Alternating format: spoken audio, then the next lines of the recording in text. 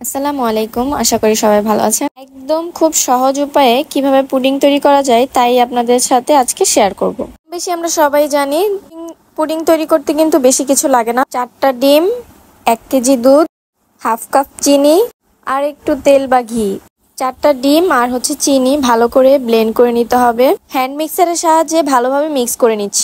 তারপর 2 চা চামচ চিনি টিফিন বক্সে বা যেই পাত্রটিতে আপনারা পুডিং বানাবেন সেই পাত্রটিতে দিয়ে ক্যারামেল করে নিতে হবে। ক্যারামেলের সবচেয়ে সহজ পদ্ধতি হচ্ছে কালার চলে আসলেই চুলাটা বন্ধ করে দেয়া। আর পাশের চুলায় আমি দুধ জাল করে নিয়েছি। 1 কেজি দুধকে আধা কেজি করে নিয়েছি। তারপর দুধের সাথে ডিম, অবশ্যই জাল করা দুধটাকে ঠান্ডা করে নিতে হবে। দুধ চিনি ভালোভাবে মিক্স করে নিব। এখানে আমার শাশুড়ি ছোট্ট একটি টিপস শেয়ার করেছে যে 1 চামচ ঘি দিয়ে দিলে খুব সুন্দর একটা স্মেল আসবে পুডিং এর ভিতরে, তাই আমি 1 চামচ ঘি দিয়ে দিলাম।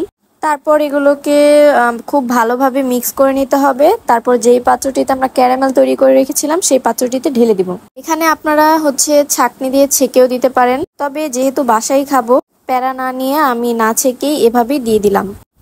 বাটির সাইডে আমি একটু হালকা করে ঘিটা লাগিয়ে দিলাম। এতে করে যখন পুডিংটি আনমোল্ড করব তখন খুব সুন্দরভাবে এটি বের হয়ে আসবে। তারপর এগুলো ঢেলে দিয়ে ঢাকনাটা লাগিয়ে দিচ্ছি। এখন আপনারা চাইলে প্রেসার কুকারও তৈরি করতে পারেন, তবে আমি একটি পাতিলে পানি দিয়ে উপরে একটা স্ট্যান্ড দিয়ে অর্ধেক পর্যন্ত এটা পানি দিয়ে ভরাট করে তারপর টিফিন বক্সের ঢাকনাটা দিয়ে দিব। তারপর উপর থেকে পাতিলের সাইজ অনুযায়ী যে ঢাকনাটা লাগবে সেটাও দিয়ে দিব।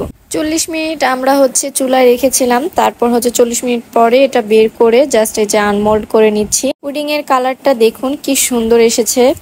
পুডিং বানানো আমার কাছে মনে হয় সবচাইতে সহজ একটি মজাদার রেসিপি।